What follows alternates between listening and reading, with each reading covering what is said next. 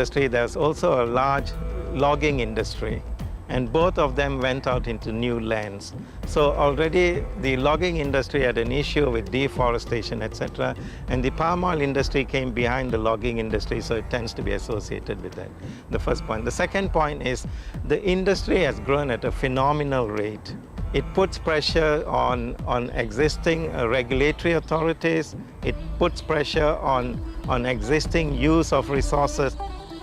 To put large-scale palm oil production in context, it's important to understand the agricultural history of countries like Malaysia and Indonesia. While environmentalists criticize palm oil production across Asia today, most of what you see is a direct result of British and Dutch practices from the early 19th century.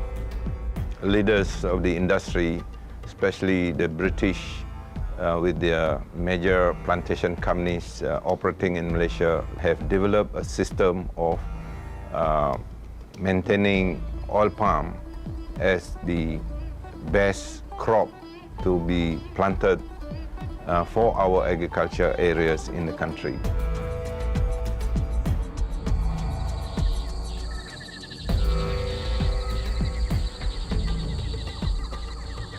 Yes, long time ago, they have to clear forests to plant oil palm, rubber, and other tropical crops.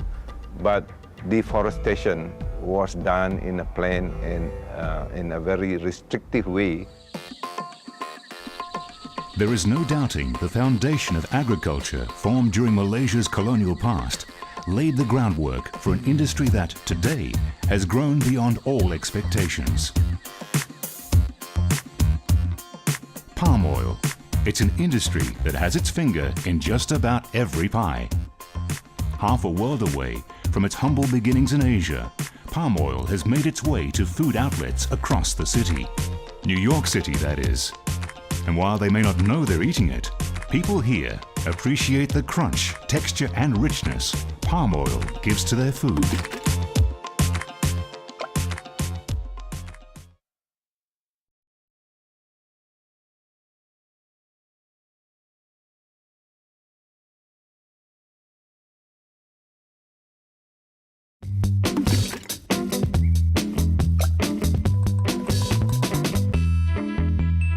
Chefs in Asia have long been familiar with the benefits of using palm oil in their cooking. In a country like Malaysia, where cooking styles are influenced by Indian, Chinese and Malay roots, palm oil is the oil of choice. The ability of palm oil to withstand high temperatures and remain stable makes it the premier option for cooking. Its versatility as an ingredient has seen palm oil's popularity skyrocket. Today, I prepared mango fish. The name is a mango fish. I'm sure it conjures your mind very appetizing and tempting. I'm using red snapper.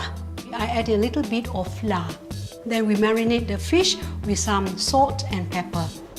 After that, I will use our special palm oil to deep fry the fish because palm oil can withstand very, very high temperature. And once I deep fry, I caramelize both the sides and they become very crispy. I love it.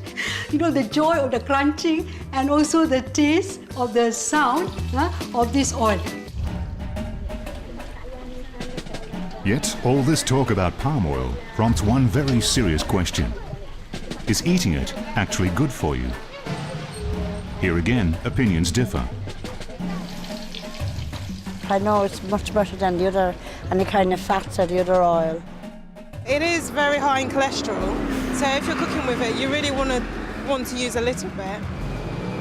Every day we are bombarded by marketing and health warnings about fat, cholesterol, heart disease and obesity.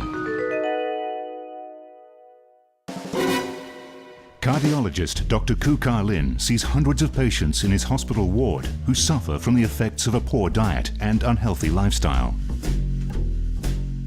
Generally speaking, most people take a little bit too much fats in their food. And the reason being, fat is something very nice and tasty. We do need some fat for the absorption of calcium from your intestine.